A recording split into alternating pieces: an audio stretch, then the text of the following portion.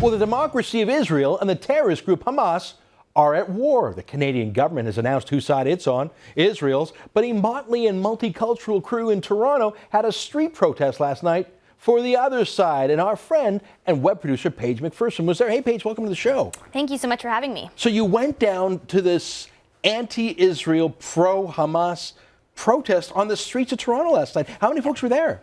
I would put it at about 300 people. It was quite large. Huh. And then on the other side of the street, I would say there was about 75 people protesting, I guess, against that protest for Israel. Now, you got some incredible footage. We're going to run two clips. The first one is you asking some great questions of these protesters. Without further ado, let's roll the clip. Do you think that Israel has the right to defend itself when that occurs? They're not defending themselves.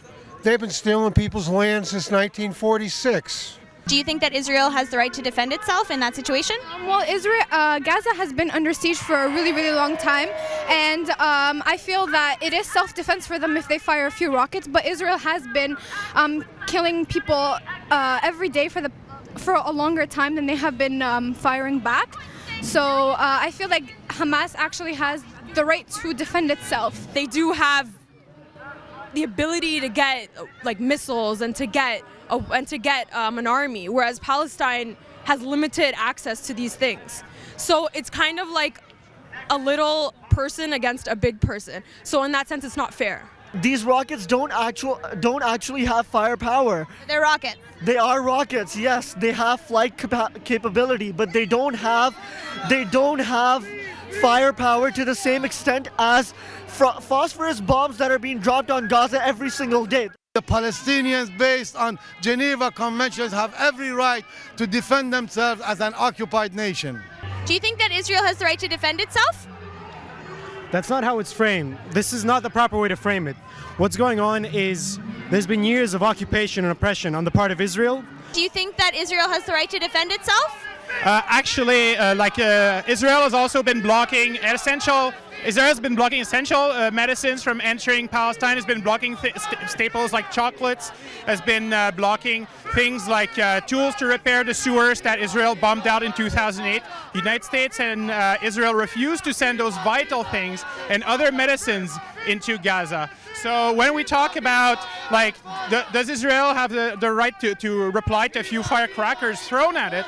Do you support Israel's right to defend itself in that situation? Well, only in the sense that I suppose I support the right of an adult to defend themselves when they're being attacked by a child with measures that are commensurate to the threat. Do you think that the Jewish people have a right to a homeland in Israel or in the Middle East?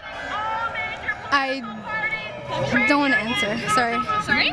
Sir, can you maybe ask someone else? Israel, to me, should be gone, and instead of it, a democratic Palestinian state where Jews, Christians, Muslims, and others could live in peace. Since you're protesting against war crimes for justice, during the Syrian aggression that's been going on for the past few months, have you protested that at all?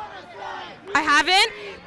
I wasn't really into it. During the conflict in Syria that's been happening over the past few months, have you protested that at all?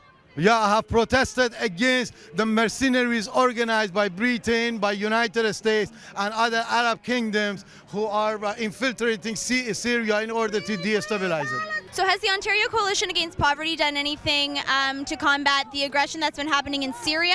Has there been any protests outside of the Syrian consulate for the aggression against its own people? No, but it's a lot more complicated than it's being presented in the news. Do you think that Hamas should be a terrorist organization as it currently is classified? Well, Hamas is about as much a terrorist organization as the government of Israel, in my opinion. The government of Gaza, Hamas, is classified as a terrorist organization. Do you think that Hamas is a terrorist organization? I condone all organizations that conduct violence against citizens. As much as we look at Hamas launching firecrackers into Israel, or Israel launching its F-16s into Gaza and using phosphorus bombs and the most advanced weaponry, the fact that Hamas is building like pipe bombs in basements with like the tools found at the hardware store. Do you think that Hamas is a terrorist group? I'm indifferent. You know what? I have to admit that I don't like any particular religion at all. So I don't like religions and organizations.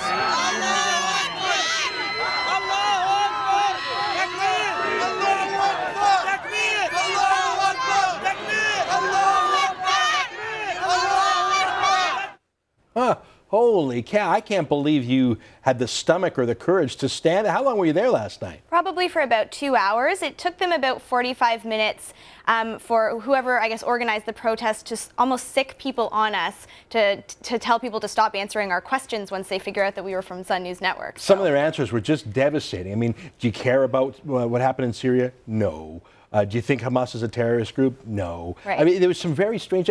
Some of those folks are clearly newcomers from the regime. I mean, the one guy who says he's actually in favor of Bashar Assad, that was surprising. Right. But I was surprised by the number of Canadian-born folks who, just for a leftist allegiance, are anti-Israel. Did that surprise you? Yeah, it was strange. I mean, there definitely was a lot of people that just, university students. One girl actually told us, we asked her why she was there. Her answer was that she had taken a course at U of T and she had learned about it there, and that's why she decided to come our universities protest. are the training camps for these whack jobs. So there's a funny allegiance, though. That one guy at the end who says he's against all religions. So he's a secular leftist, but he's teaming up with the radical jihadists who are shouting Allah Akbar at the end. I don't think he gets it, but he's against Western civilization. Now, you mentioned that after about 45 minutes, they keyed into the fact that you weren't a friendly journalist. You've got a clip of what happened when some of the bosses of this rally found out you were with Sun News. Let's roll that clip now.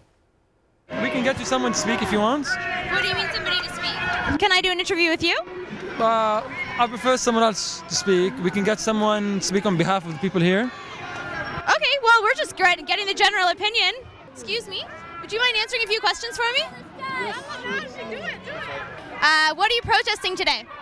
I came here because what's happening in Gaza. I'm from Palestine. So you just want to, can I use the mic again? Occupation is a crime! Occupation! Yeah, sorry, I was.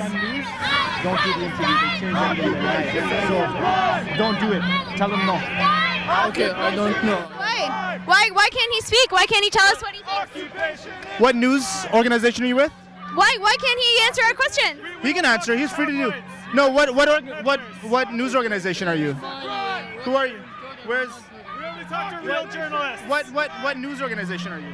I'm with Sun News Network. Oh yeah, we only talk to news organizations, actual news organizations. Why won't you talk to us? Because we only talk to real news organizations. Free, free Palestine! Free, free Palestine! Free, free Palestine! Free, free Palestine! Smut peddlers out of here! You stick that in my face, you're gonna lose it, bud. You're gonna lose it? Feel free. They want to take opinions. Give them opinions. Tell them what you think.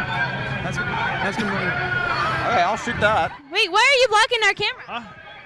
Why don't you want us to get your opinion? What's that? Why don't you want us to get your opinion? Huh? What's that? Oh, that's lovely.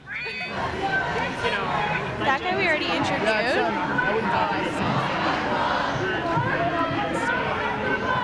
Some questions? Sure. Okay. It's Sun News. Oh, wow.